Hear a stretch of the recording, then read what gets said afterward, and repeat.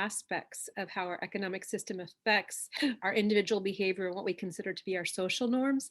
Last week when we met, we talked about specifically values and how values have I don't want to use the word evolved, because quite honestly, evolved has a positive connotation to it. It's like a natural progression, like you're getting better, but that's not necessarily what we're talking about when we talk about social values. We're talking about social values from the standpoint that we see a change or a progression in them.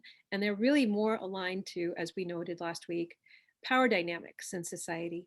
Even as we look at our society today, how many of us actually actively participate in this particular Zoom? We probably may have greater amount of participants just because of the bias inherent in the subject that we're talking about.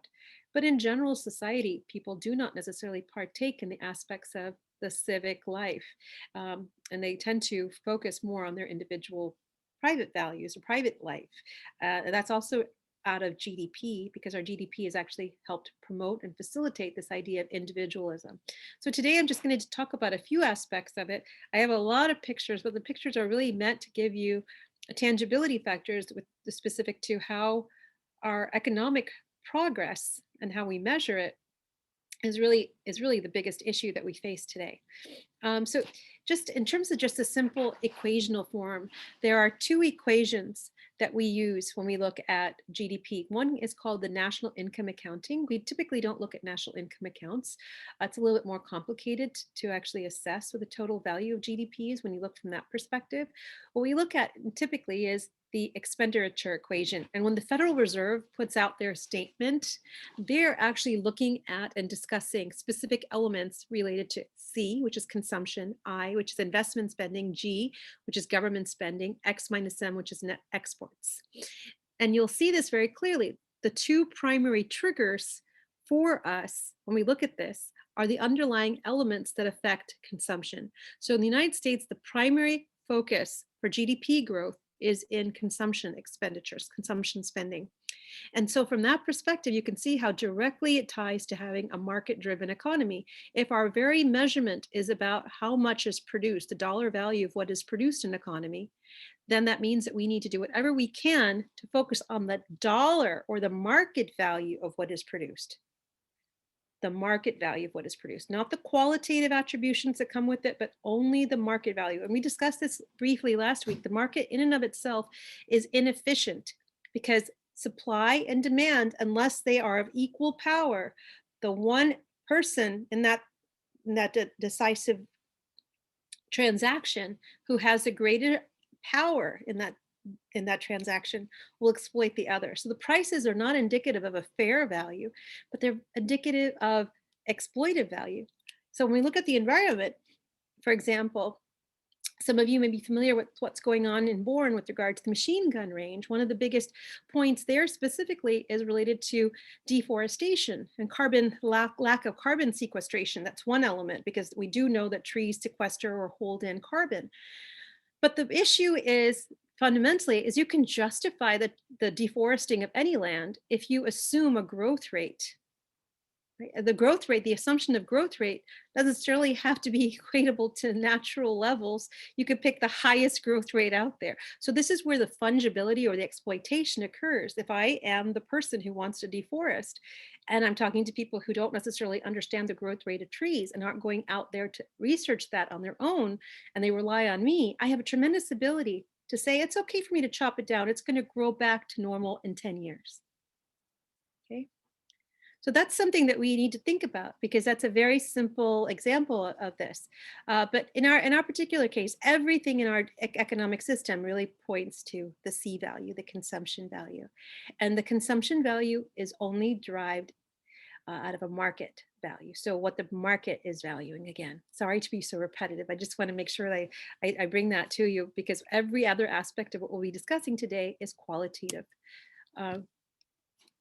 So these are the things that come out. These are the qualitative outcomes related to a consumption-driven focus or consumption-driven model. So I'm only interested in the price of the teak wood furniture that I create. I don't really have to worry about the degradation I leave behind, because I'm not necessarily impacted by it. That's somebody else's problem. I just took the resources, I paid for use of the land. because I paid for it, I had a right to have it. I had a right to take what was on that land. So that's one major impact of a GDP focus, is that everything can now be limited to dollars and cents. And most of us live outside that realm. And most living is done outside that realm. So the second picture here is of Manila Bay, and you can see that's plastic in the oceans. We don't have to go all the way to the Philippines to see that, but that's just a really good graphic photograph. And that again shows you that, here these products have been made for consumption purposes, but no one took into consideration the disposal cost, because it was considered free. It could just be dumped. We didn't have to worry about it, because that's not something where we make money. We only make money on the actual sale of the product. The last picture is of strip mining, and many of you are familiar, perhaps over time. We've had reclamation related to strip mining, so we don't necessarily see such active open pits like this. But strip mining has adverse consequences to ecosystem damage as well as groundwater contamination, basically related to the exposure of these minerals and then the leaching that can happen because of rain. So these are just aspects of a consumption-driven economy when we only focus on that market value part. Now, how did we get to this point? I mean, everybody's always been consumption driven, because we have to consume in order to live. But how did we move from just satisfying our needs to having insatiable wants? Part of this is related to having a metric that becomes the target. And why do we have this metric? Because this metric was established right after the Great Depression as a means to basically understand how we can make sure that our economy stays on track. How can we make sure that people don't fall into these horrible points of unemployment and misery? If maybe we keep a metric of production, and with the assumption that high levels of production will trickle down to everyone in the economy, then by measuring what we overall produce in an economy, we may have some indicator, some potential proxy of a general idea of well-being. Now, that's a big stretch, because even the person who created this GDP indicator, Simon Kuznets, he's given the credit for it in 1934, noted very clearly that this indicator should not be used as a measure of social welfare, because there are too many omitted aspects. It only considers production values. It assumes symmetry of information. In other words, we understand the degradation we're creating. And it also doesn't take into consideration non-market values like disposal costs, as you see in all three of these pictures below. So that was a big issue. Why are we allowing this to be a proxy? So that's one more step. When we talked about this very briefly last week, when we think about income, people are very focused on income.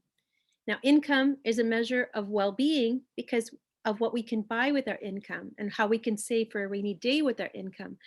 But instead of just being a measure of well-being, it's become a measure of how worthy we are. Same thing has happened with GDP. GDP should be a measure of how well an economy can produce and protect its peoples. But what it's become is a measure of how great one country is relative to another. Now, unless it actually encompasses all holistic aspects of disposal as well as extraction impacts, what we would call externalities, it actually omits several values that are very important for survival. So that's something that I hope we will focus on in the next couple of slides. So this is what I mean. And as some of you already know, I'm also the executive director for a nonprofit. I'm privileged to have so many people involved in our nonprofit, and a few of them on this call today. But what we've been focusing on over the last 2 years is a Cape plastic bottle ban. And that actually comes out of this GDP process. So I thought I would share this with you because it's a tangible effort. It's something that's ongoing, and it directly ties to what we're discussing. So in our economy, a manufacturer of a plastic water bottle is focused on this last part, where they're going to make money. The extraction of oil, they want to do that as cheaply as possible, to the extent that they don't have any regulations that they need to abide by for pollutants or contaminants. They won't put any kind of cost in to contain those. They're going to just put the costs in necessary to take out as much of the natural resources as they can relative to the cost to doing so. And this is perhaps why we see some issues with regard to spillage and other issues with regard to maintained equipment, because it doesn't really matter if they pollute. It matters if they don't take out enough to sell. The incentive is not is not towards the public good. The incentive is only in the market value. So the oil comes out, it makes itself to plastic, makes its way to being plastic pellets, excuse me, then into a plastic bottle. Then it's filled with water, and then it's transported for about 5 to 10 minutes, single use consumption period. It has value. That is the market value. That is the only thing we focus on. So Nestle makes these for 10 cents. They sell them for the East Ham Superette for $1.10, $1.20. So the Superette's making $1 off of it. Okay. That's how they're making their money. But they're not thinking about the responsibility in the extraction process, because that doesn't affect them, because their focus is on the monetary return, and they're not thinking about the disposal impact, because again, that doesn't affect them, and disposal costs are so low. So this is where the breakdown occurs, is that there is no financial incentive to think about the adverse consequences of extraction or the adverse consequences of disposal. There is an economic incentive if people believe that the economic value that we're looking for is one of general well-being for all of us. We don't really teach that. In fact, the GDP metric, because of its very nature, in order to grow, each one of us actually has to want and have our own of everything. In some ways, it actually helps promote that individualism, that desire to only have our own. Everything we see, we want it ourselves. And so from this particular perspective, the economy actually is shaping our cultural norms, our social norms, how we look at the things that we have and how we desire certain things.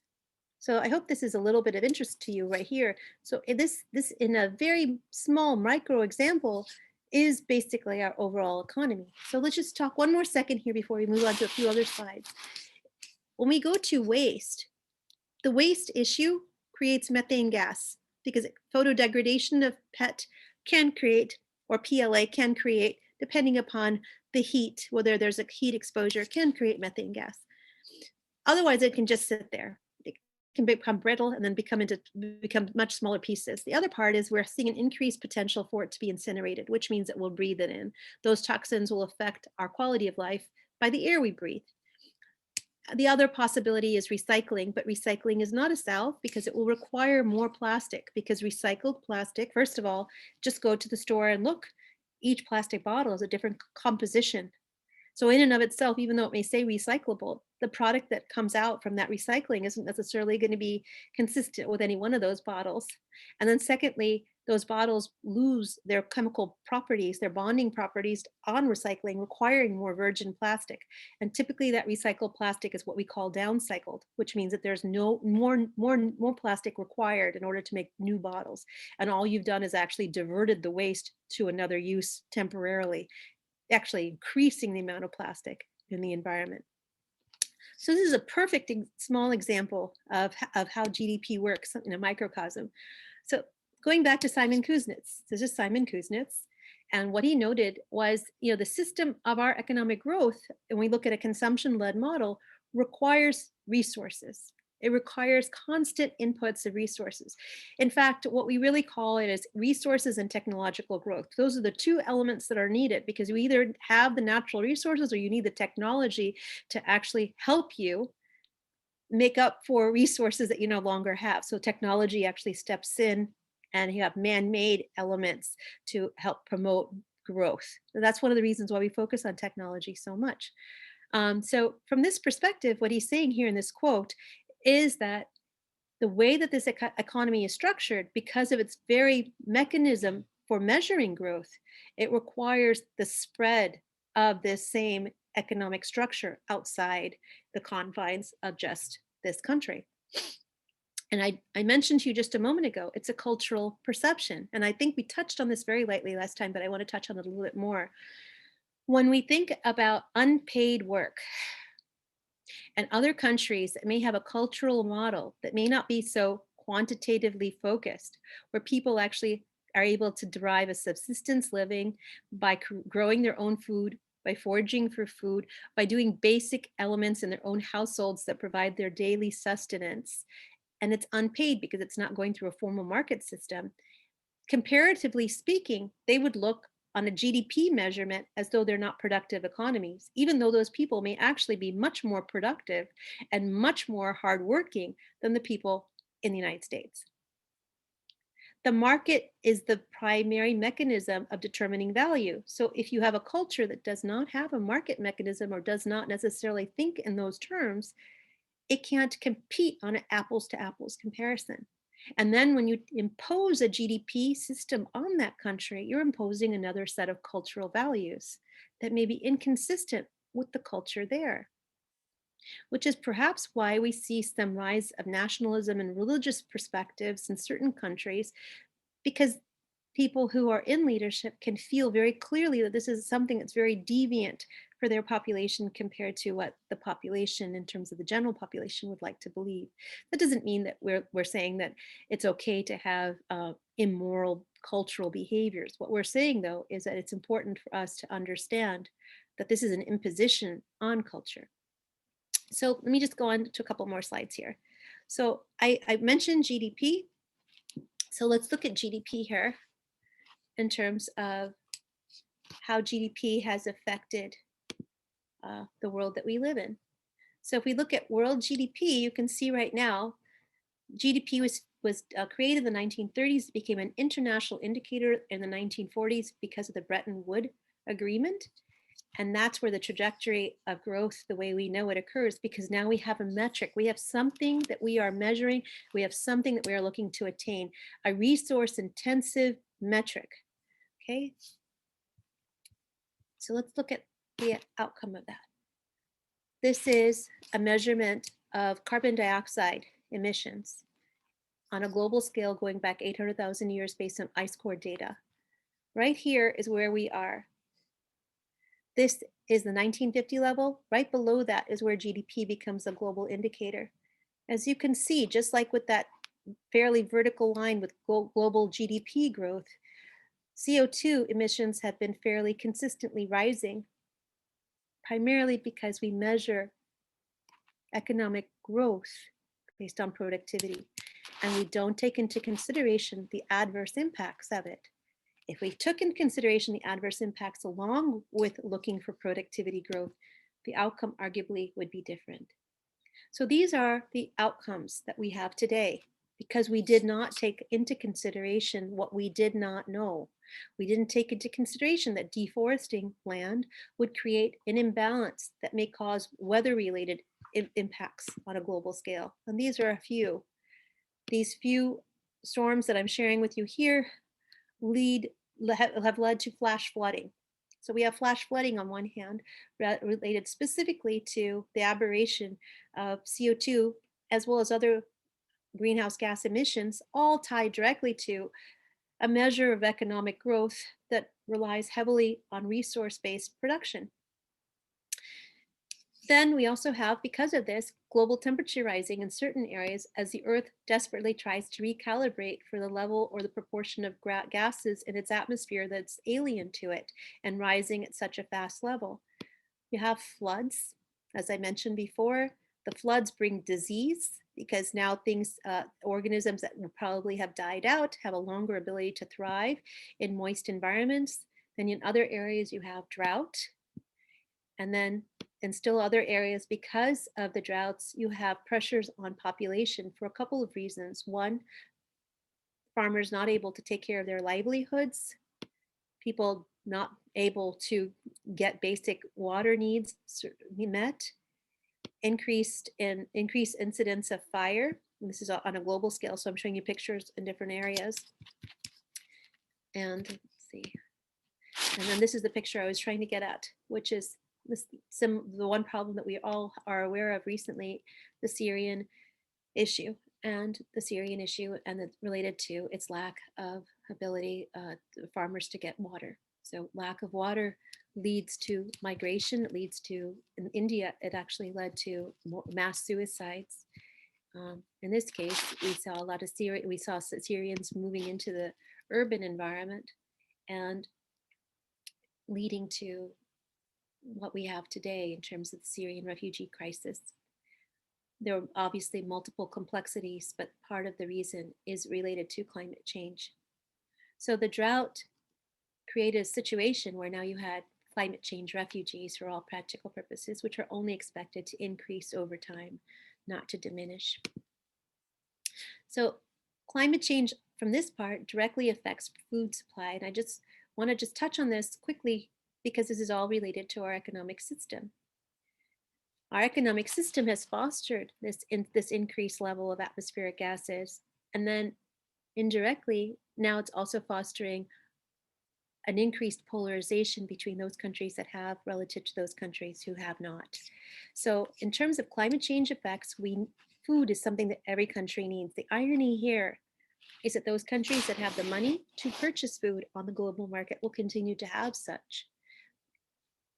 The global market is where basic commodity elements such as wheat, corn, these basic grains are purchased. Poor countries will not have that ability. So this is going to actually start to increase the instability on a income basis when we look at different countries and different areas of the world, the global south versus the north. Water use is the next element. So we have the heat, drought, flooding issue, heat causing drought related to flooding when you do have rain because the earth is so parched it can't absorb it. And then you have the irony of the fact that the loss of water on a routine basis is also going to be crippling industries in the global north. So we're going to talk about this very briefly. So water scarcity right now affects more than 40% of the world's population. It will start to affect all of us very soon. It's already starting to affect us in the United States. So in this particular picture right here, I'm just going to ask you one question. Anybody know? And just you can type it in if you want to. How much water does a pound of beef equate to? How much water do you need for a pound of beef? Just drop it in the chat.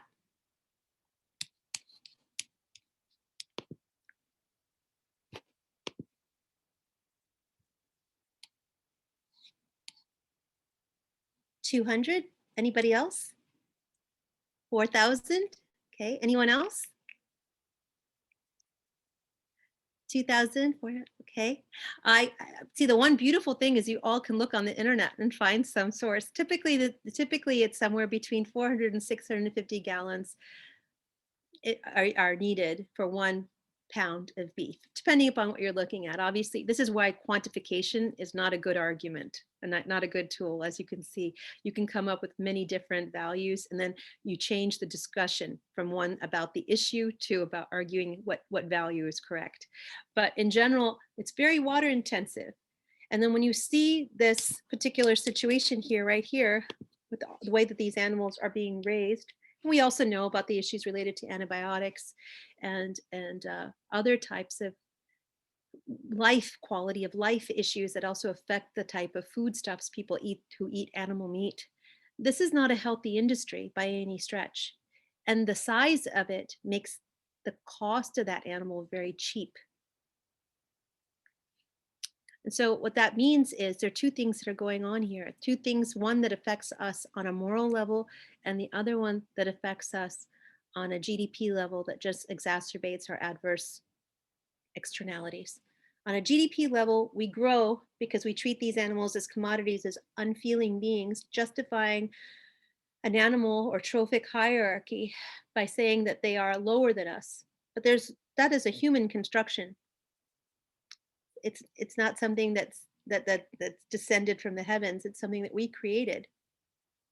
So that's one aspect, and I really hope that you will think about that. The other aspect here is that our lack of interest in the quality of the life of this animal affects the quality of the food that you eat because you're buying it on price. And so when you're buying on price, there are two things that occur. One, you don't necessarily think about all the elements that go into why that price is so low. And number two, you've taken a life, perhaps don't value the life that you've taken. Going back to the trees that we talked about initially, I can have a growth rate of 20% a year when the reality is it's only going to grow at 3% a year. Here with animals, I can say to myself, oh, they can't feel, they're lesser than me, and I can get a hamburger for $2 So if I'm not hungry and I don't feel like eating the rest of it, I'll just throw it away. But in reality, what you've done is you've taken a life and then just thrown it and tossed it as though that life meant nothing. And in many ways, the cheapness of the price of food that we pay for has affected, in my opinion, our sense of moral judgment with regard to how we care and how compassionate we are with regard to animals that we are saying are lesser than us. If they are lesser, is it not more probable that we should be stewarding them as opposed to harming them? So implicitly, I believe that how we treat these animals fundamentally affects our social norms related to a sense of empathy, kindness, and compassion. It may not be directly understood, but it's indirectly there. Because what we're starting to see is that we will pick and choose where we care. So going back to the GDP aspects, the other aspect of all this is disease, increase in incidence and severity of disease. So there are four elements of climate change risk related to a production-based economy. Just to recap, are environmental damage, catastrophic incidents, increased incidence of catastrophic weather-related risks, medical impacts, food impacts. So we're now looking at health, and health relates to air pollution, heat stress, infectious disease, and waterborne disease. We saw a little picture of waterborne disease with the flooding. Infectious disease, we're starting to see that already with COVID, one could argue is related to that, but not directly related to climate change, of course. In this particular case, it's only related to our being a global economy. But infectious disease, you could look at as West Nile, uh, uh, Zika, the Zika virus that shut us down in Florida for pregnant women. Heat stress, we already looked at in terms of high temperature rise in certain areas of the country. And air pollution is going to be related to fires even, because increased incidence of fires, which increase the incidence of lightning strikes increase with every 1 degree Celsius rise in global temperatures. So that's one thing that's been happening too. So we'll go into that in 1 second. So the natural ecosystem, this aspect of climate change being declared a medical emergency has been said multiple times. It's been happening. It happened most recently last year was the most recent news statement. So you can Google that. I won't look, I can't tell you who said it. And again, it's the advantage of being on the computer together. So air pollution kills 6.5 million people. Perhaps that number has increased over the last couple of years because this is a little dated. Allergies are predicted to be worse given global temperature rise and the incidence of airborne pollutants. So this is another impact. And I think some of you may have already started to see that with yourselves in terms of where you are, how your allergies act up. And then the other aspect is the global temperature rise and the irreversible melting of the polar ice caps. So of course, we've talked about the partisan nature of it. We are moving to a new administration, so we'll hopefully have some opportunity to discuss that together. But again, remember, our administration, even though it might be new, it's still relying on a GDP growth model. So from that perspective, as long as it's still measuring growth from a GDP model, what is it really? Is it really combating climate change? And I have a couple points that I would like to just break here and speak to. Oftentimes you hear people talk about the remedy being green energy, windmills, the sun. But the thing is that even in that particular case, there's no free lunch. The larger the amount of land that you use for these elements, the unknown impact over time. We do know that there's some impacts have been already coming into fruition in terms of migratory birds, bats, impact to mammals under the ocean, in the ocean, excuse me, under the water, in terms of seeing that their brains, they're forgive me, I'm losing the word here. Maybe one of you can help me with this one, but it's as much as the brain has been come into contact with a little series of small explosions. So the animal actually dies and is beached because of implosions and internal implosions into their mind, into the brain, the blood vessels. I'm not saying it correctly, so I'm going to rely on you with the ability to Google to come up with the right words there. But this is somewhat controversial because those studies are not well disseminated, not that everybody's paying attention, and not everybody, you can always find an example of saying that this isn't true, it's happening for another reason. But the question is, wouldn't you like to know what the adverse impacts are to other mammal species before you put offshore wind in place, before you put large arrays of solar in place? It's inconsistent with the idea of thinking of reversing the man-made impact when you continue to make a man-made impact for the sole source of continuing to grow GDP by creating new jobs, without taking into consideration that that may still be causing ecosystem impacts, ecosystem damage, biodiversity loss. So it's just something to think about as we move forward. There aren't enough studies for us to necessarily point and say, yes, this is conclusive, but it definitely talks and speaks to our lack of evaluation of risk tolerance. We're still running down the same GDP model saying, let's keep employment up, but just move to a different energy source. And I think that there's some reason for pause here to rethink this thought process. And I'm looking forward to hopefully some comments from you. So this is just a picture of New York in terms of global climate change and the glacier melt, as we know, just even here for Boston. And we know here for Provincetown is predicted to go under in 50 years, given sea level rise at its current rate. So the impact to the market value of this real estate is pretty high. We can talk to that too, because insurance companies are also on the forefront of climate change, since they have so much to lose. So there are ways to actually mitigate this through insurance. So this is just some basic statistics. So there'll be, right now, the potential is for 25 million people to be impacted. More than likely, that number is significantly higher. Most of the numbers that we just put out in the general public tend to be those that are on the lower side. This just gives you an indication of what species loss we've had on a continental basis. But these are only monitored vertebrate species. And you can see that there's been quite a large proportion of decline. And these are all attributed to different things. But right here, I'd like to pause for 1 second. When you look at these countries where the species declines are occurring, these countries are more than likely the ones that have the highest impacts, like Africa, Latin America, and the Caribbean, and to some extent the Asia Pacific region. We need to break that up a little bit more. These are the same countries that we consider to be on the global south.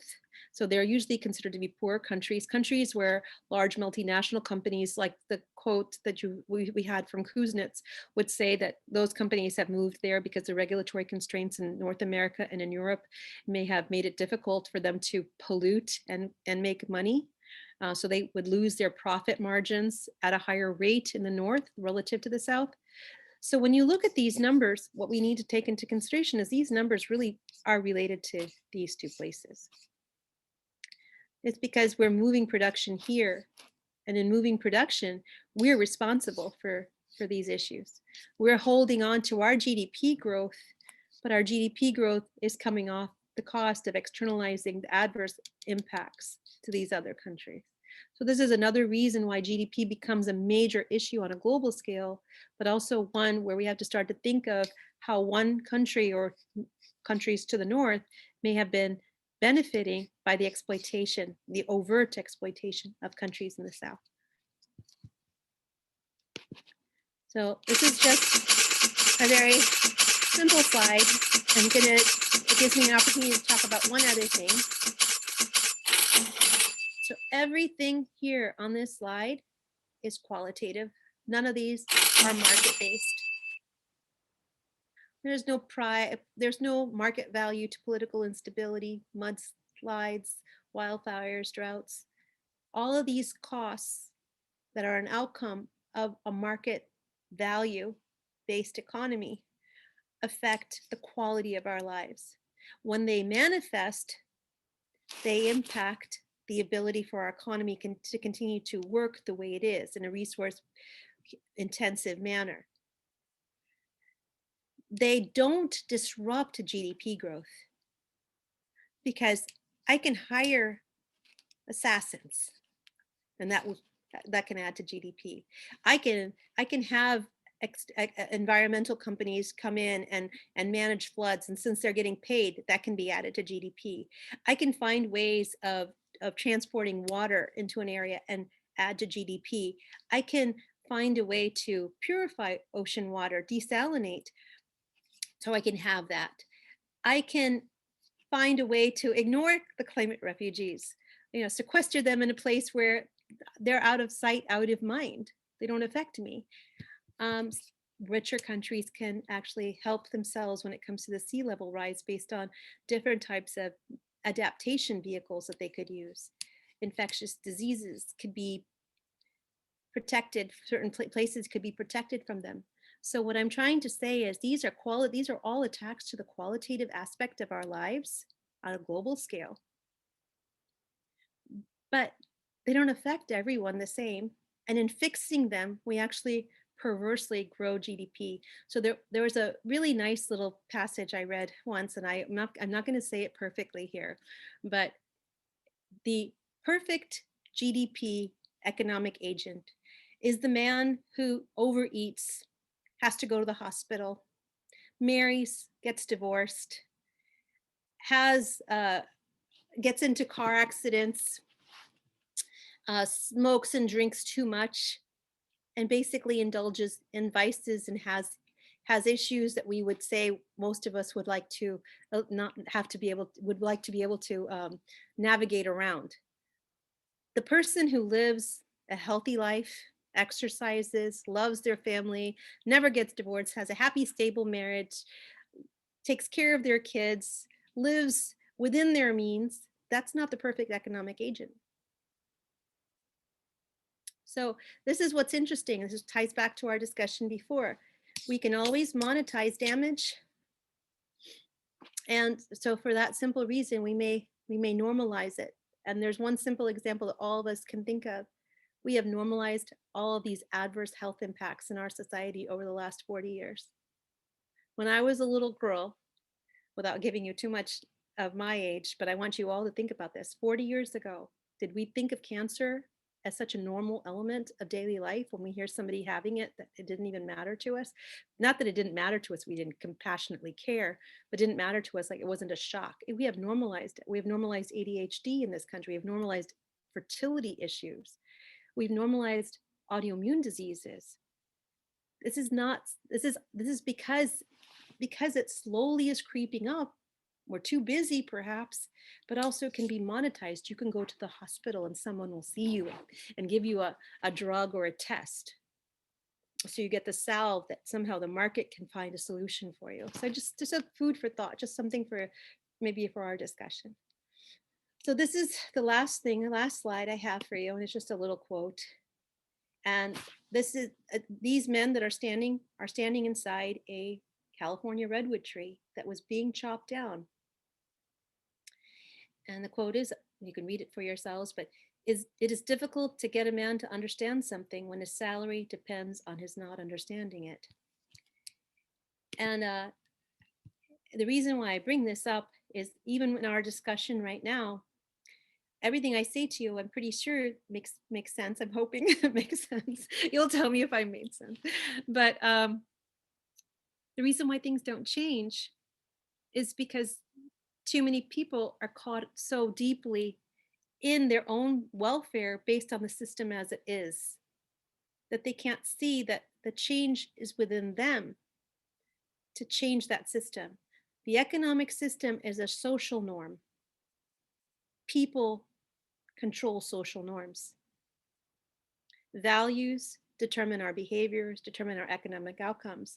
But the values we hold dear, we can't necessarily translate easily to behaviors because of the fact that the market is a veil. We don't necessarily see the supply chain. So we have to put the effort forth to see how our behavior within this market system actually is manifesting in things that are inconsistent with our values.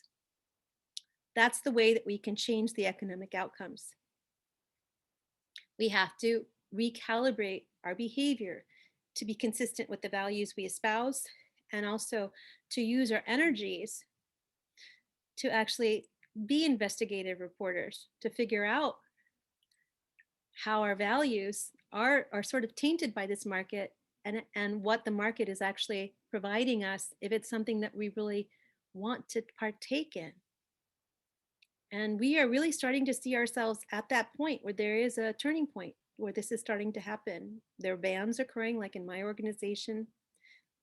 Some of you may have read in Alaska, big oil did not show up for the auctioning of, of land to drill a week ago, I believe. Um, so there are things that are starting to happen, but we have to, in order to make it move faster, we have to start to question why we think what we think. But one last thing I'd also like to just add here, and forgive me if I'm saying things that are a little too much on this issue without getting your points in as well, because I know that we all have a story, is when I think about doing what we do at Sustainable Practices and why we're even having this series and having these engagements, it's not that I think I'm going to be the beneficiary of any of these outcomes. I'm hoping that my son will be the beneficiary, but I'm hoping even more than that, his children, if he has them, will be the beneficiary. We have to also change the way that we think. We don't think intergenerationally. We don't think with regard to what we leave behind. Our economy is actually focused us on thinking about only ourselves. So the funny thing is the research shows us when we look at social research in terms of just cooperative models, that people feel a lot happier in the act of giving than in the act of taking. So perhaps maybe we give people more value in their life if they knew that they were directly connected to the future that they may not necessarily be a part of. So that with that, I'm going to stop right here, and we'll go. Hopefully, hopefully it was of some interest to you, um, and we'll start taking questions if that's good. So the way we're going to do questions today, we're going to do it a little different now that we have a slightly smaller crowd. So basically in the chat, just say, I have a question, and I'll just call on you. And so when I say, so say this person named Bill, and Bill has a question, I say, Bill, you can go. I will mute myself. Bill will unmute, ask the question, and then remute himself. And then I'll call it the next name. Everyone's on the same page. I'm going to say you are because I can't see most of you. So the first person we had was Andrew. So Andrew, I'm going to now give you the ability to unmute yourself. Andrew, if you would like to ask your first question, that would be great. Yes, I will. Thank you very much. So I have two questions.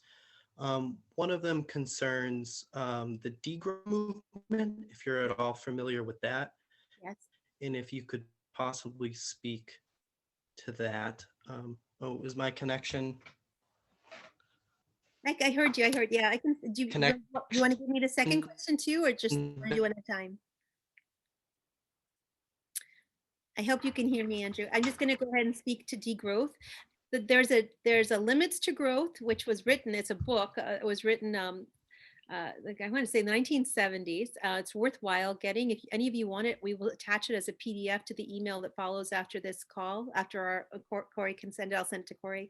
But the limits to growth was a book that related specifically to how the economy cannot continue to grow in this resource intensive way. That particular book was then revisited again about a decade ago. And the book that you're referring to, or also the movement that you're referring to about degrowth, has a lot to do with, first of all, slowing down growth. There's also an element of decoupling with regard to energy production, and the question of thinking of what we need as opposed to a desire for continued desire for fulfillment based on accumulation or resource intensive use. These are all great thought processes, and I think they all make sense. I don't think any of us here would disagree. I think the problem is that they're great ideas, but they never discuss how they can be implemented. So if I could spend just a moment there, Andrew, I mean, we definitely need to be in a time period where we're thinking about degrowth. We're thinking about the fact that we need to decouple, reduce our energy consumption, reduce our energy dependence, be what Jimmy Carter asked us to be in 1979. But in order for us to achieve that, the man on the street who has been socially molded to believe that his value comes from the size of his pocketbook, he has to be educated first, because it can't be a top-down element. If I believe that I deserve to make $100,000 and you take that away from me, I'm going to find a way to get that $100,000, or I'm going to become depressed, right? I'm not just going to change because the regulation said I can't have it. So I don't know if I'm directly answering your question. I know of these movements, and I also, that they've been discussed quite a bit. But I think where we need to focus on specifically is thinking about how we can get the grassroots movements engaged. The power comes from people's understanding of the changes that need to be made, as opposed to just the philosophy of the change. Is that fair? Yes, thank you. I would just push back a little and suggest a book called Less is More by Jason Hickel Mm-hmm. that was released this year, and he proposes a bunch of different solutions that are sort of aligned with degrowth. So just a suggestion if you're looking for more sort of policy-based solutions. And then my second question is sort of on that vein of what kinds of policy solutions can we propose that don't really actively contribute to GDP growth, but nonetheless provide well-being. And I asked this with the context of Governor Baker yesterday killing the climate bill and then touting a bill on GDP growth at the same time. Well, this is the one problem that we have is economists will tell you that GDP is not a good measure, but we don't. This really goes back to your first question. We talk about GDP not being a good measure. It's not a good measure of well-being. It's a good measure of productivity, but it's being used for the wrong thing. And we do that in our own little silo. We don't necessarily talk about it in the principles classes that most people take, and we certainly haven't changed it in the way government operates. Both fiscal and monetary policy in the United States are all GDP focused. That's why we look at the unemployment rate. We look at that because that's a consumption indicator. That's the primary reason.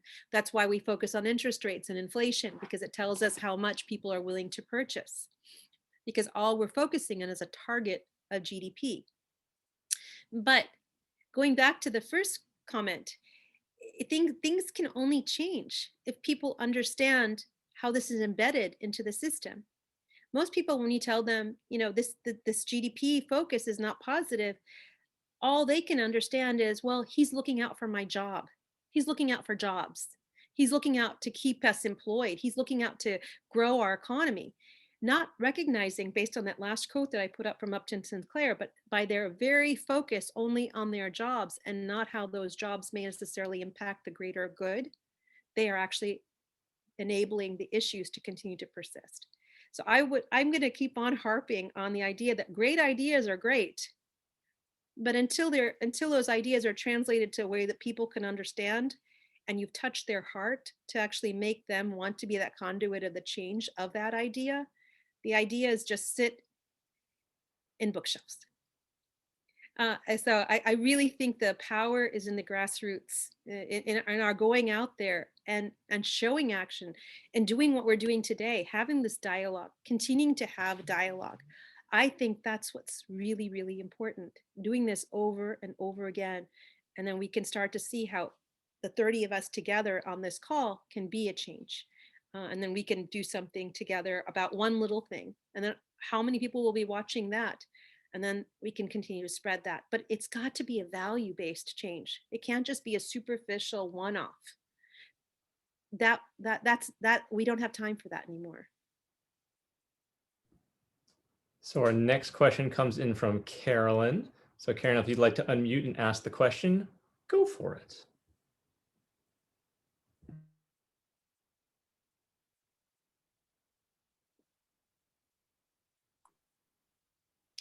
Can you hear me okay? Yes. Great, thank you. I'll start my video too. Lots of times I think people also think about GDP, just lay people like myself, as, increasing GDP means you're bringing more people out of poverty. Can you talk about that? Sounds like that's probably a myth. Maybe you could talk about that a little bit. Thank you. Sure, thank you. The thought process behind that is the idea is that when the economy grows, eventually more labor is going to have to be employed, and labor starts to get strong in terms of the demand for it, so it can eventually start to demand higher wages for itself. So basically, the market is forced to be more fair to labor because of the very demand for that labor. Okay, that's what's happened. That's the belief. And I say that because in the United States, it did work because there were no limitations or regulations that prohibited organization of labor all the way through the history of the labor market. Okay, we were able to organize. There were unions. We did have the ability for people to stand up for better working conditions, to eliminate child labor, and all of these other negative aspects that we see happening in other countries. The reason why it's not changing in those countries as it changed in the United States is because of the very fact, the very anomaly related to GDP itself. In those countries focus just on that metric, they have commoditized the value of their own people. So in other words, sometimes those countries are responsible for the suppression of the very wages of their unskilled population. They use them as inputs to drive the greater GDP growth and wealth creation for a smaller proportion of that economy. And the evidence for that is increasing. It's already there and visible for many people. But that's one of the reasons why this idea of GDP growth being the salve for growth doesn't work. The other thing is, if we look at it, even in the United States, one metric that you might often hear is the GDP per capita, which is just the GDP value divided by the population. Well, that's not a good indicator if that GDP per capita does not mimic even the median or average income in the population, right?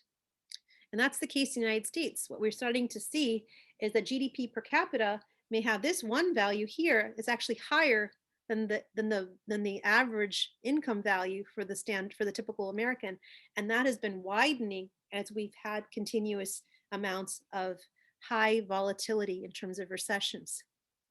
And why is that?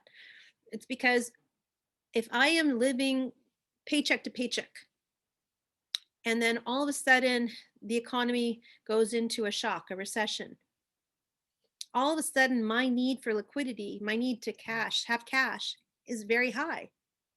I'm going to do whatever it takes. I'll sell whatever I have to keep my family afloat, to feed them. So my assets are going to be sold at very low prices. Those people who have more have the ability to buy them up, buy them cheap. So when the markets then rebound, I have less, and that person who bought cheap has even more. So there are multiple elements to show where GDP is not necessarily a good indicator. I hope that answered the question. Thank you for that question. Next one, we're moving over to Jan. Jan, if you want to unmute yourself and ask the question, you can do that. Or if you can't unmute yourself, you can just send me a message that says, just read my question. But the floor is yours. We don't talk now about the huge growth in population that's occurred during the last 100 years.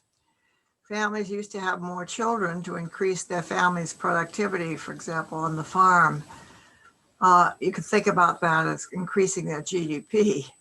In a way, having multiple children involves a gross increase in consumption.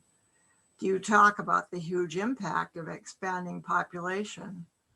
I just am terribly concerned, for example, about the doubling of population that's going to be occurring in the next 10 to 20 years in Africa, knowing the extreme conditions already there with drought and increasing heat and problems with soil. So what do you think? I agree with you 100%. It's a very controversial topic to talk about population, although I don't completely understand why. Just because we have the ability for procreation doesn't mean that we should be beyond reproach with our ability to use that procreative device. But two things I can just bring up as a point just for us all to think about. During COVID, there have been two emerging issues, if I can say, related to children. One is all of a sudden parents have to deal with their children being home with them all the time. And how many parents really enjoy being with their children? Was parenting really easy only as long as there was a market mechanism to deal with them? Or was it something that they really wanted? I don't know that we necessarily know what we really want in our society. I believe fundamentally that children have been marketed to us just as any other consumption good. And for that simple reason, because they are a consumption good, you need the infrastructure to deal with them.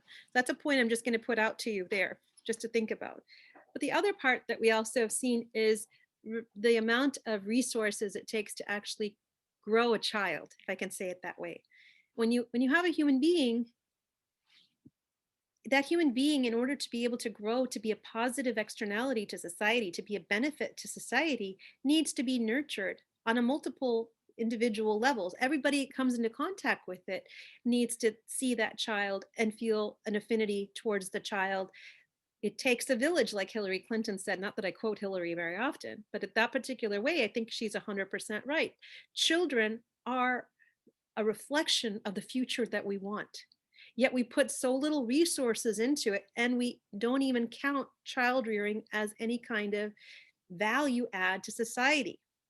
So those are two aspects. But going to your question specifically, countries such as the United States, where the resource intensity or the resource footprint per person is so high, really need to have the most decline in GDP, population size, because we use more resources per person than anyone in sub-Saharan Africa does. So we should be having huge declines in our population growth just for that simple reason, until we can recalibrate our resource dependency. When we look at sub-Saharan Africa, the issue there becomes the impoverishment of this area is actually creating a potential for a new level of exploitation. You have a constant commoditization of human life because they are living in such impoverished conditions. So we have a point right now where we can sit back and we can actually see the kind of world we can be in, where you have these global north and these countries in the global north who continue to satisfy themselves off of the misery of the countries in the global south. Poverty exists as a social construction because it allows exploitation. We could solve poverty any moment if we wanted to, but we enjoy too much the fruits of it to solve it. So this is really the point in time, I think, that is a true test of the type of human beings we want to be in the future that we won't be here for. What kind of people do we want? You know, so that, unfortunately, Jan, that's the only answer I can give. You know, I personally believe that education is important, not because you want people to value a paycheck more than being at home with their spouse and their child, but education is important because you can start to hopefully think about the world that you're leaving behind by the actions you do today. Awesome. The next one we got is from April. So April, if you'd like to unmute yourself. Okay, thank you. The question I have has to be with the GDP. There's a lot of automation of jobs, and how is that going to affect the GDP in the future? And there's a lot of automation happening worldwide. Yeah, that's going to affect labor more so than, because remember, the technology you're still paying for, so that adds into a GDP. If you're still looking at it from that place, that point of view, you'll still have output. You'll also have the technology that costs more that you're putting in there, but you don't have the day in, day out wages, so you're saving on the costs. This is where the irony is. We're saving on the cost, but we're actually at the same time undercutting out the consumer base because they can't afford to buy the product, right? So that means that you are actually only catering more and more to a specific income base, and the other portions of the economy that can't afford are being excluded. I can't answer how it's going to happen, the effect will be to GDP, but I can say that this increase in automation is related to a desire for reduction of cost to increase profitability. But that profitability is coming off of the quality of life of those people who are now being displaced from the workforce. So the question we have to ask ourselves, that short-term profitability that's being gained from use of capital and artificial intelligence, it's actually changing our society, our social norms, our sensitivities to those who have and have not. And to the extent that we actually do buy into the idea that those people who don't partake in the economic system to the same level as the norm are doing so because they aren't productive enough, don't work hard enough, aren't smart enough, then we actually relegate those people who are left out of this system to an intergenerational status of being unimportant, ignored. So that's actually the best I can answer. I'm so sorry, because the GDP metric, it has yet to be known. You know, it can continue to thrive and grow based on the cost of the technology that we pay for and the cost of the product that comes out of that production process. So that may not necessarily be impacting, but it will definitely impact quality of life because you will have a huge segment of the marketplace that will no longer have a job.